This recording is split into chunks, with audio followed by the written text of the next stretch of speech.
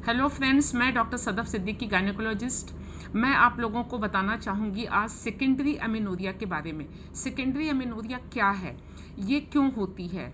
जब एक फीमेल का हर मंथ में पीरियड्स आता है और बगैर किसी बात के वो पीरियड 3 से 4 महीने नहीं आता है, तो इसको हम सेकेंडरी अमेनोरिया कहते हैं। सेकेंडरी अमेनोरिया किस वजह से होता है, इसका पता लगाना बहुत ज़रूरी है। अक्सर को बहुत से पेशेंट ऐसे होते हैं जो कई बार उनको 3-4 महीने पे पीरियड्स आया लेकिन वो डॉक्टर के पास नहीं आते हैं।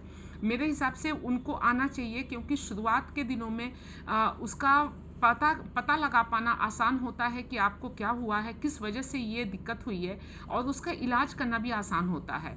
ये क्यों होता है? सबसे नंबर 1 जो है सेकेंडरी अमेनोरिया, वो होती है प्रेगनेंसी की वजह से। 3 से 4 महीने पीरियड नहीं आया तो लेडी जो है वो अपना यूरिन प्रेगनेंसी टेस्ट करती हैं, यूपीटी, लेकिन वो नेगेटिव आया, तो उसके वजह से भी वो परेशान होती हैं कि मुझे पीरियड्स नहीं आए और प्रेगनेंसी भी नहीं है। बट कभी कभी थोड़े से लेट कंडीशन में या ब्लड से बीटा एससीजी टेस्ट कराने में वो पॉजिटिव आता है। सेकंड है पीसीओडी। पीसीओडी डिजीज़ जो है ये अपने आप में हार्मोन डिसबैलेंस की बहुत बड़ी डिजीज़ है, जो सिर्फ और सिर्फ हार्मोन डिसबैलेंस से होती है। इसमें भी आपका पीरियड 3 से 4 महीने चढ़ जाता है।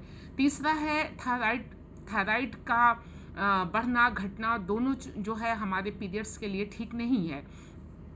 चौथा है डिप्रेशन, तनाव। अगर आप परेशान हैं, टेंशन में हैं किसी भी वजह से, तो इसकी भी वजह से आपको पीरियड में लेट हो सकता है। इसके अलावा सबसे अहम जो है वो है बॉडी का वेट। बहुत ज़्यादा कम वेट यानी अंडर वेट, 30 से 35 केजी एक अगर फीमेल का वेट है, या वो 70 प्लस है, यानी ज़्यादा और कम दोनों कंडीशन में ये बीमारी होती है।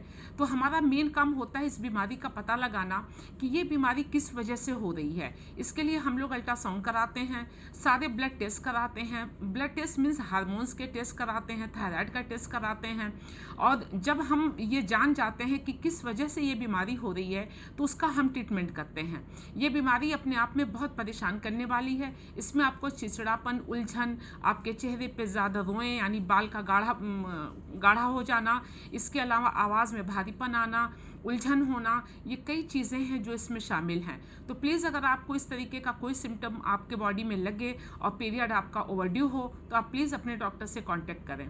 Thank you.